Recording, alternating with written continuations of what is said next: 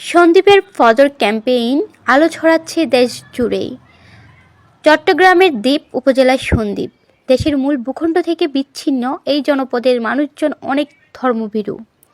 অনেকের মতে সাগর বেষ্টিত হওয়ায় এখানকার মানুষের মধ্যে ধর্মীয় চর্চাটা বেশি হয়। এমনকি ইতিহাস বিখ্যাত অনেক অলি ওয়ালিয়ামায়ে কেরামগণ এই সন্দ্বীপে জন্ম নিয়েছিলেন। সম্প্রতি মুসলিম যুবকদের নামাজের মুখী করতে সন্দ্বীপের তরুণদের ফজর ক্যাম্পেইন নামে একটি উদ্যোগ দেশ জুড়ে আলোচনার জন্ম দিয়েছে। বিভিন্ন ইসলামিক বক্তা ও গবেষকদের আলোচনায় ও ফজর ক্যাম্পেইনের প্রশংসা করতে দেখা যায়। তাদের থেকে অনুপ্রাণিত হয়ে দেশের বিভিন্ন অঞ্চলে এই ক্যাম্পেইন চালু করতে দেখা গেছে। কিভাবে এই ফজর ক্যাম্পেইন শুরু করা হয় এবং কিভাবে কাজ করা হয় জানতে চাইলে এমন প্রশ্নের জবাবে ফজর ক্যাম্পেইনের সমন্বয়কারী মাওলানা আব্দুর রহমান সাইম বলেন, ইদানিং সব জায়গায় মসজিদের চেয়েও মুসল্লির সংখ্যা কমে যাচ্ছে।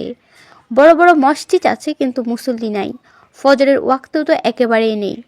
তাই আমরা উদ্যোগ নিই, প্রতিদিন একজনে নিজের প্রতিবেশী ও বন্ধুদের মধ্যে 10 জনকে কল করে ফজরের সময় ঘুম থেকে জাগিয়ে মসজিদে আনার চেষ্টা করি। নামাজ শেষে সবাই এক জায়গায় একত্রিত হয়ে কোরআন সুন্নাহ ভিত্তিক আলোচনা ও ইসলামী সঙ্গীতের আসর করা হয়। এছাড়াও ফজর ক্যাম্পেইনের মাধ্যমে সহিহ কোরআন শিক্ষা ও এক নাগাড়ে 40 দিন নামাজ পড়ার ক্যাম্পেইন করা হয়। শুরুর দিকে 10 থেকে 12 জন যুবক মিলে এই ক্যাম্পেইন শুরু হলেও এখন সন্দ্বীপের সহস্রাধিক তরুণ, যুবক ও বৃদ্ধরা এই আয়োজনে শরিক হয়। এই বিষয়ে আরেকজন উদ্যোক্তা ব্যাংক কর্মকর্তা এরশাদুল্লাহ বলেন, আমরা শুরুতে গুটি কয়েকজন মিলে শুরু করলেও এখন সন্দ্বীপের সব কয়টি মসজিদে এই ক্যাম্পেইন হচ্ছে। এর ফলে ফজরের মুসল্লি বাড়ছে, একই সাথে যুব সমাজ নামাজমুখী হচ্ছে। এমনকি তরুণ যুবকরা বিভিন্ন অনৈতিক কর্মকাণ্ড থেকে দূরে সরে আসছে। তিনি আরও বলেন, আমাদের অনুসরণ করে দেশের বিভিন্ন অঞ্চলে এখনও এই ক্যাম্পেইন শুরু হয়েছে, যা দেখে আমাদের কাছে সত্যি খুব ভালো লাগছে।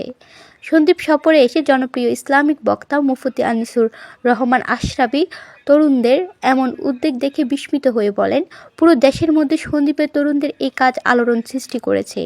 ফজর যে ব্যক্তি পড়ে সেই ব্যক্তি বাকি নামাজে অভ্যস্ত হয়ে যায়। আমি বাংলাদেশের অনেক জায়গায় সফর করে সন্দ্বীপের তরুণদের এই ক্যাম্পেইনের কথা বলি। আশা করছি ফজরের এই বিপ্লব সারা বিশ্বে সন্দ্বীপের যুবকদের হাত ধরেই হবে।